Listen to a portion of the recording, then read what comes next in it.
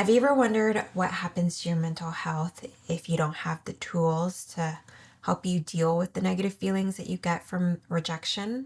Over time, things like stress, anxiety, low self esteem, and self doubt can take a toll on your mental health, which can impact your ability to be creative and achieve your goals and dreams.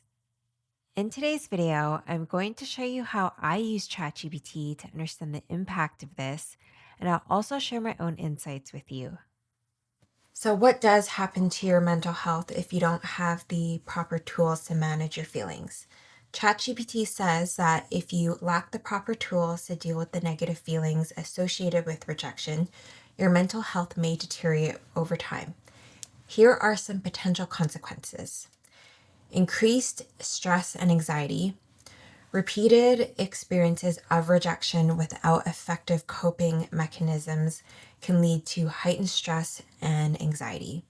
You may constantly worry about future rejections, leading to a state of hypervigilance and emotional distress. I can completely relate to this because I've had anxiety before where I've put myself out there because I know that I'm going to get rejected, and I never know how mean people are going to be to me. To give you an example, I recently posted on Facebook looking to collaborate with makeup artists for this coming photo shoot, which I did today. And I was offering an exchange, and lo and behold, I had somebody be really nasty to me, saying I was abusing the system of like makeup artists or whatever. But honestly, it was one of those things where it's like, if you weren't interested, just don't respond. But anyways, I had to manage those feelings. It sucked. Like, my ego got hurt. I felt bad about myself. Like, I almost felt like I was like a bad person for even asking and wanting to collaborate with other people. And then I also had a makeup artist reject me, or it was like she decided it wasn't the right fit to work with me. And those are feelings that I also had to manage. Like, I had to manage the feelings of feeling like, oh, well, like, is it me? Like, of course it's not me. It's just that the situation wasn't right for her, which is totally fair. But I still had to manage those feelings. Number 2, low self-esteem and self-doubt. Rejection can chip away at your own self-esteem and confidence, causing you to doubt your abilities and worth. Over time, this can manifest as pervasive feelings of inadequacy and self-doubt, affecting various aspects of your life. So like I just said in my example, I felt bad about myself as a human being. I felt like maybe I am a bad person for wanting to collaborate with people and wanting, to have a makeup artist on set to do my makeup. And I really had to manage those feelings. Like, I had to really understand that it wasn't a me thing. It was a that person thing. The person that was really mean to me. It's a her thing. It's how she felt about it, and she was expressing her feelings about it, which is fine. It sucked hearing it, but it was her opinion. But I have a strong enough sense of myself to be able to understand that it's like, okay, it's not the right fit for her, and she's lashing out probably because she feels hurt that she feels that the industry people are abusing this like collaboration system to get free makeup for photo shoots. Totally fair.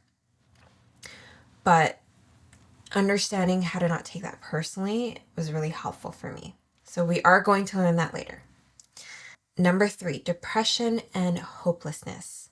Chronic exposure to rejection without proper support can contribute to development of depression. Feelings of hopelessness, worthlessness, and despair may become more pronounced, making it challenging to find motivation or to see a way out of negative circumstances. It can get depressing. Like, being in this industry is not easy. Being constantly told no, no, no, all the rejection, Repeatedly continuing to work towards your goals and dreams when you're consistently being rejected is not easy. And it can be depressing if you don't have the proper tools to manage it. Number 4, social withdrawal and isolation. Fear of rejection may lead you to withdraw from social interactions and avoid situations where you might face rejection. This isolation can further exacerbate feelings of loneliness, alienation, and disconnection from others, worsening your mental well being. Sometimes I don't want to post on Facebook. Like when I want to do collaborations, sometimes I don't want to post on Facebook because I know that somebody's probably going to be an asshole. Somebody's going to give me their opinion, say all sorts of things to me, and like I never know what to expect, and it makes me not want to do it. But it doesn't mean that I just don't do it and not collaborate with people. That's not the solution. The solution is to understand how to manage those feelings. Number 5, impaired coping skills. Without effective coping mechanisms, you may resort to unhealthy coping strategies such as substance abuse, avoidance, or self-destructive behaviors to numb or escape from painful emotions. These maladaptive coping mechanisms can further compromise your mental health and overall functioning. Overall, the cumulative effect of unaddressed rejection can take a significant toll on your mental health, impacting your emotional resilience, self-perception, and overall quality of life. It's essential to seek support and develop healthy coping strategies to mitigate the negative impact of rejection on your well-being. When I was a teenager, my dad died when I was 12, and I didn't have anybody to really guide me through the situation. Like, counseling was not a thing in my family. Like, nobody knew to do counseling. Nobody suggested that we should go to counseling. And I didn't know how to cope. I was 12 years old. And because I didn't know how to cope and I didn't know how to manage those feelings, like I had these horrible feelings that I didn't want to deal with, I chose to just not deal with them. And I chose not to deal with them in very unhealthy ways. So these are some things that can happen. And it's going to deter you from reaching your goals. It's going to block you from reaching your goals. It may even completely stop you from reaching your goals, and you may even just stop on this journey. So let's figure out how to not do that and have tools so we can get to where we want to be. Reaching your goals doesn't just require that you work on your talents, but also taking time for self-care so you don't burn yourself out and have other negative effects. Sometimes understanding what self-care looks like can be challenging, which is why in my next video, I give you the tools on how to figure that out.